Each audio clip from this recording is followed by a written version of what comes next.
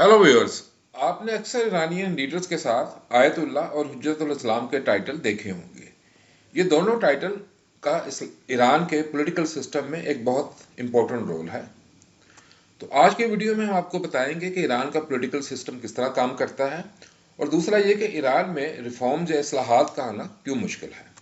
इससे पहले कि हम आगे चलें, आपसे रिक्वेस्ट है कि काइंडली मेरे चैनल को सब्सक्राइब कर लें ताकि मैं इस तरह की मजीद इन्फॉर्मेटिव वीडियोस आपके साथ शेयर कर सकूं।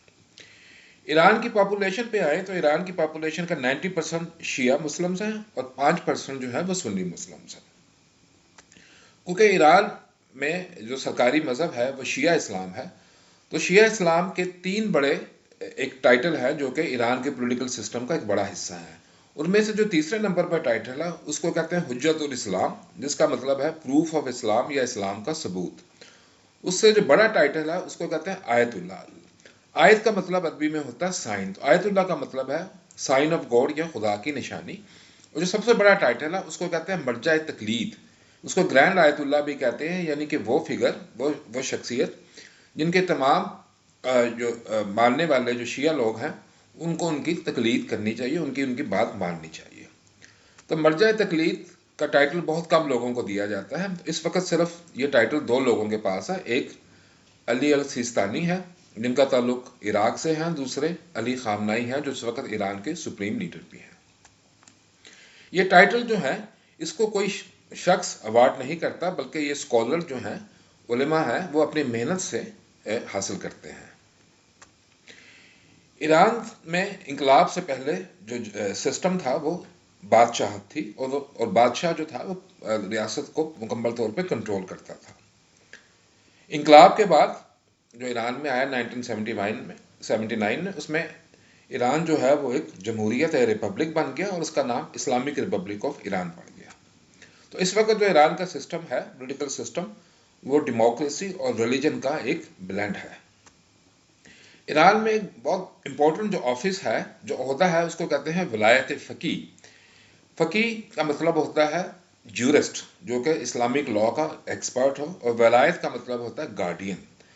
तो वलायत फ़की का जो नोशन है वो आयतुल्लाह ख़मीनी, जो ईरान के लीडर थे, रेवोल्यूशन थे, उन्होंने दिया था।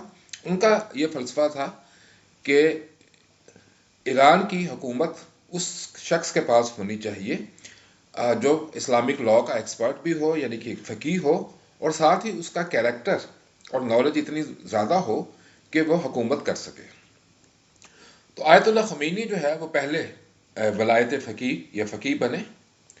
उनकी वफ़ात के बाद जो 1989 में हुई, उसके बाद ये सवाल हुआ कि ये वलायत फ़कीह का टाइटल या ईरान की सरबराही किसके पास आएगी। तो उस वक़्त उलमा ने आयतुल्लाह ख़मेनाई को, जो कि उस वक़्त ईरान के प्रेसिडेंट या सदर थे, उनका इंतखाब किया। आयतुल्लाह ख़मेनाई उस वक़्त काफ़ी जूनियर थे, और वो टेक्निकली क्योंकि वो मर्जा नहीं थे, उस स्कॉलर के शिप के ओहदे पे नहीं पहुंचे थे, तो वो उस ओहदे के लिए काबिल नहीं थे। और उन्होंने उनकी एक वीडियो भी अभी कुछ अर्सा पहले मंजर आम पे आई थी, जिसमें उन्होंने कहा था कि वो ये ओहदा उसके लिए वो काबिल नहीं है। लेकिन फिर उस वक़्त जो ईरान की मजलिस के स्पीकर थे और जो बाद में ईरान के सदर भी बने, हाशमी रफसंजानी, उनके इसरार पे अली खामनाई ने यह ओहदा कबूल कर लिया, और तब से अब तक अली खामनाई जो है वो ईरान के सुप्रीम लीडर, रहबर या फ़कीह हैं। फ़कीह का जो इंतखाब है वह असेंबली ऑफ एक्सपर्ट्स करती है, जिसको एक्सपीडियंसी काउंसिल भी कहते हैं, और जो कि ईरान के जो लीडिंग उलेमा है उनके ऊपर उसका मुश्तमिल होती है। फ़कीह का ओहदा जो है वो ईरान का सबसे पावरफुल ऑफिस है। वो रेवोल्यूशन का गार्डियन है, किसी भी मामले में उसका फैसला आखिरी होता है, और कॉन्स्टिट्यूशन को ये हिफाजत करना भी उसकी जिम्मेदारी है। तमाम बड़ी बड़ी सिविल और मिलिट्री अपॉइंटमेंट्स भी रहबर ये फ़कीह करता है। इसके अलावा जो दूसरा बड़ा ओहदा ईरान में वो प्रेसिडेंट है, जो कि कंट्री का चीफ एग्जीक्यूटिव है, जिसको लोग जो है वो इलेक्ट करते हैं। ईरान की मजलिस को या पार्लियामेंट को मजलिस शूरा कहा जाता है, जो कि इस ईरान के लिए कवानीन बनाती है। इसके अलावा एक और इम्पोर्टेंट इंस्टीट्यूशन है, वो काउंसिल ऑफ गार्डियंस है। इसके 12 मेंबर्स होते हैं, और बेसिकली इसका रोल ये है कि जो भी लॉ पार्लियामेंट या मजलिस ईरान की पास करती है, तो वो ये देखती है कि क्या ये लॉ जो है ईरान के कॉन्स्टिट्यूशन या इस्लाम के मुताबिक हैं या नहीं है।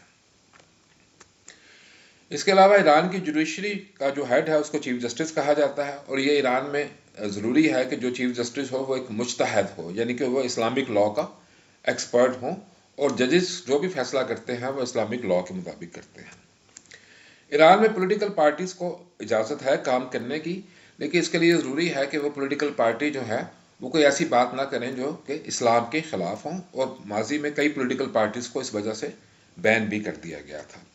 تو دیکھا جائے تو ایران میں اس وقت دو پولز آف پاور ہیں، ایک طرف تو ایک اسٹیبلشمنٹ ہے جس کا سربراہی جو ہے کلرجی یا علماء کرتے ہیں، جن کی اپروچ بہت زیادہ ہارڈ لائنر ہے اور وہ کسی بھی قسم کے ریفارمز کرنے کے خلاف ہے، اور ان کے ہیڈ جو ہیں وہ علی خامنائی جو ایران کے سپریم لیڈر ہیں، اور دوسری طرف ریفارمسٹ ہے جو کہ جس میں پریزیڈنٹ آتے ہیں اور جو پاپولر انسٹیٹیوشن ہے جیسے مجلس ہے ان کے اوپر مشتمل ہے۔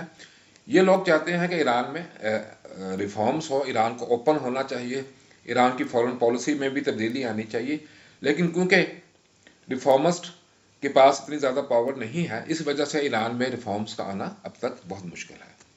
امید ہے آپ کو یہ ویڈیو پسند آئی ہوگی۔ آپ سے درخواست ہے کہ کائنڈلی میرے چینل کو سبسکرائب کر لیں at the earliest. Thank you for your time.